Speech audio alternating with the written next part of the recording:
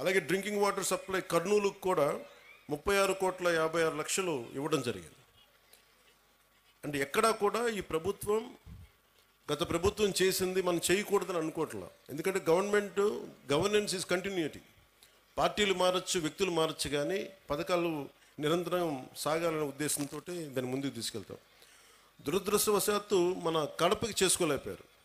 కానీ మాధవ్ గారి ఆధ్వర్యంలో ఇది ఖచ్చితంగా నీటి సమస్యను తీర్చి మీకు ఏమైతే ఈ మౌలిక సమస్యలు ఉన్నాయో వాటన్నిటి మీద దృష్టి పెట్టేలాగా నేను చర్యలు తీసుకుంటానని మీకు మాట ఇస్తున్నాను. Will handle that part. అలాగే మన వైఎస్ఆర్ కడప జిల్లాలో 36 మండలాల్లో ఉన్న 2043 స్కూల్స్, 64,971 మంది విద్యార్థులు, 74,698 మంది విద్యార్థులను, దాదాపు 1,40,000 మంది ఈ రోజున మన కాలేజీలో మన స్కూల్స్లో చదువుతూ ఉన్నారు. దీనికి సంబంధించి ఈ ప్రభుత్వం చాలా బలంగా మేము మీకు కోసం పనిచేయడానికి ఉన్నాం.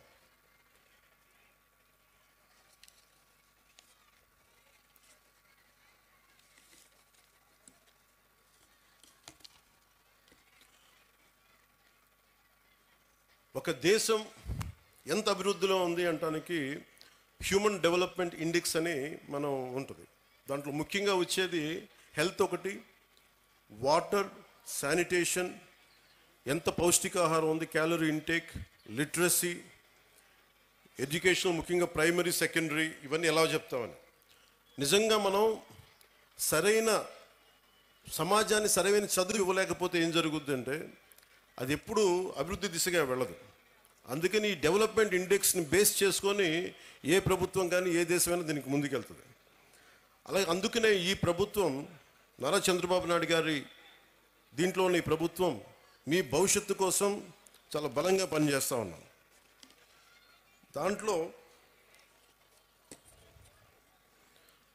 నాకు 3 అంశాలు మన అధికారులు, మన కలెక్టర్ గారు, ఎస్పీ గారు ప్రత్యేకించి చెప్పారు. 1, విద్యార్థుల భద్రత. 2, వాళ్ళకి సంబంధించిన ఈ మనకి విద్యార్థుల భద్రత. 2, మాదక ద్రవ్యాలు ఎక్కువైపోయినాయి. 3వది సోషల్ మీడియాలో, అలాగే సోషల్ మీడియా ఎలా ఉంది అనేది. ఏదైనా సరే మనం ఎలా వాడుకునే దాన్ని బట్టే ఉంటుంది.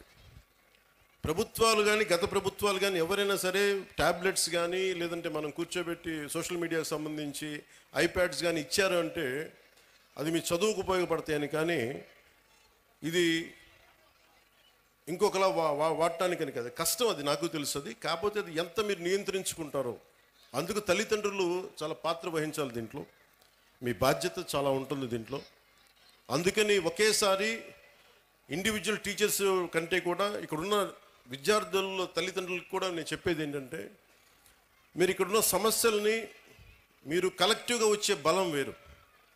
ఒకసారి తల్లిదండ్రులు మీకున్న ఇబ్బందులు కానీ, ఇందాక నేను ఒక 3 తరగతుల విద్యార్థులతో మాట్లాడుతుంటే చాలా సమస్యలు నా దృష్టికి తీసుకొచ్చారు. ముఖ్యంగా ఆడపిల్లలు, మేము క్రికెట్ టీం ఉన్నాం, మేము 12 మంది, మాకు టైం ఇవ్వట్లేదు, మాకు ఆడుకోవడానికి సరిపోవట్లేదు, మాకు కెరీర్గా మాకు స్పోర్ట్స్గా మేము అభివృద్ధి చెందాలి క్రికెట్లో అంటే నెట్స్ బాయ్స్కి ఇస్తారు కానీ మాకు అమ్మాయిలకి ఇవ్వట్లేదు అనే దృష్టి ఉంది. ఆ దృష్టికి తీసుకొచ్చారు. అలాగే ఇవన్నీ కూడా మీరు కూర్చొని మాట్లాడితేనే తెలుస్తాయి. ఒక్కోసారి ఇంకొంతమంది విద్యార్థులు, కొంతమంది అధ్యాపకులు మమ్మల్ని కొన్ని సందర్భాల్లో మాకు పాఠాలు సరిగ్గా చెప్పట్లేదు, కొన్నిసార్లు చేసుకున్నారు, చేతిలో ఏది ఉంటే దాంతో కొడుతున్నారు. నేను వాళ్ళకి ఏం చెప్పానంటే, మొన్న ఈ మధ్యన రాయచోట్లో కూడా ఒక ఇన్సిడెంట్ జరిగింది. ఆ క్లాస్ టీచరు ఇజాజ్ అహ్మద్ గారు అనుకుంటా, ఆయన ఏదో విద్యార్థులు గొడవ చేస్తుంటే ఆయన ఒక దెబ్బ వేస్తే ఆ విద్యార్థులను తిరగబడి ఆయన గుండెల మీద కొడితే ఆయన చనిపోయారు.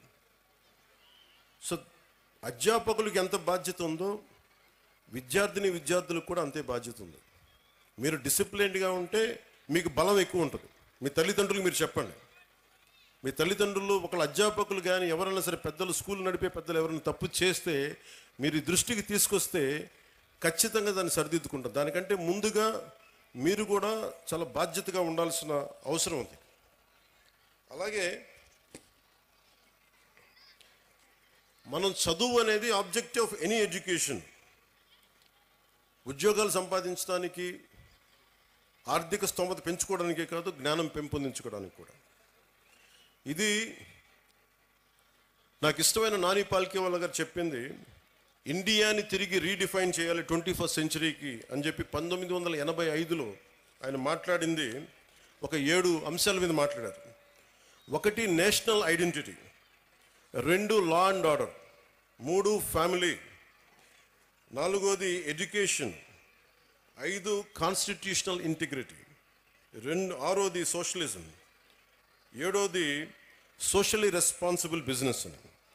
నేషనల్ ఐడెంటిటీ అనే దానికి పదానికి ఏంటంటే, మనందరం ఏదో కులంలో పుట్టాలి, ఏదో ఒక ప్రాంతంలో పుట్టాలి, కానీ మనందరం భారతీయులం అని మర్చిపోకూడదు. మన నేషనల్ ఐడెంటిటీ చాలా చాలా కీలకం. అలాగే లా అండ్ ఆర్డర్కి మనం సహకరించాలి. ఇందాక ఎస్పీ గారు చెప్తా ఉంటే, మన కళ్ళ ముందు తప్పు జరుగుతున్నా, ఇప్పుడు గర్ల్ చైల్డ్ ప్రొటెక్షన్, ఆడబిడ్డ, నేను మీకు చాలాసార్లు విద్యార్థులు కూడా చెప్తా ఉంటాను. సుగాలి ప్రీతి అనే ఒక పాప, 14 ఏళ్ల బిడ్డ, స్కూల్కి వెళ్ళి, అమ్మ నేను స్కూల్కి వెళ్తున్నాను తిరిగి వస్తానని చెప్పి వెళ్తే, ఆ బిడ్డ ఇప్పుడు ఇంటికి రాలా, స్కూల్లో చనిపోయింది. ఫ్యాన్కి ఉరేసుకొని చనిపోయింది. దాని మీద ఈ రోజు వరకు యాక్షన్ తీసుకోవడానికి చేస్తామంటే, ఇప్పుడు ఈ మధ్యన మన కొత్త ప్రభుత్వం వచ్చిన తర్వాత దాని మీద యాక్షన్ ఇనిషియేట్ చేస్తా ఉన్నాం. అంటే మీకు ఆడబిడ్డల భద్రత అంత కీలకం. అందుకని మాధవిరెడ్డి గారు చెప్పినట్టుగా ఇలాంటి సమస్యలు ఏదైనా ఉంటే ప్రతి స్కూల్లో కెమెరాస్ ఉండాలి. అలాంటి ప్రతిపాదన గౌరవ ముఖ్యమంత్రి గారు కూడా ఆలోచిస్తూ ఉన్నారు. అందుకని దాన్ని ఆడబిడ్డల భద్రత కోసమే కాకుండా ఎలాంటి సమస్యలు ఉన్నా కానీ ఉత్పన్నం కాకుండా ముందుగానే పట్టుకోవడానికి కెమెరాస్ ఉండాలి. సో దాన్ని కూడా మేము దృష్టిలో పెట్టుకుంటా ఉన్నాం. అలాగే ఫ్యామిలీకి సంబంధించిన దాకా మాట్లాడితే, ఒకటి ఎంతమంది బిడ్డలు ఉన్నారని కాదు, కానీ ఎంతమందిని మనం బాగా చూసుకుంటున్నాం అనేది. తల్లిదండ్రులు ముఖ్యంగా మీ బిడ్డలు ఏం చేస్తున్నారు, సరిగ్గా ఉంటున్నారా లేదా. నాకు తెలుసు మీకు కష్టాలు ఉంటాయి, మీకు ఇబ్బందులు ఉంటాయి, కానీ వీటన్నిటిని మించి మనం బాధ్యత తీసుకోకపోతే, మనం కనీసం ఒక 10 నిమిషాలు మీరు చూసుకోవట్లేదని కాదు, కానీ మీరు కొంత సమయం కేటాయించి ఒక దృష్టి పెడితే, మీ బిడ్డలు ఎక్కడున్నారు, ఏం చేస్తున్నారు, ఎంత సమయం గడుపుతున్నారు, ట్యాబ్లెట్స్ని సద్వినియోగం చేస్తున్నారా, లేదంటే అవసరానికి మించి వాడుతున్నారా, చెప్పిన పర్పస్ కాకుండా దేనికి ఏదైనా వాడుతున్నారా, ఇవన్నీ కూడా మీ దృష్టిలో ఉంటే ఇంట్లోనే కొంత కరెక్ట్ చేయాల్సిన అవసరం ఉంది. తర్వాత స్కూల్స్.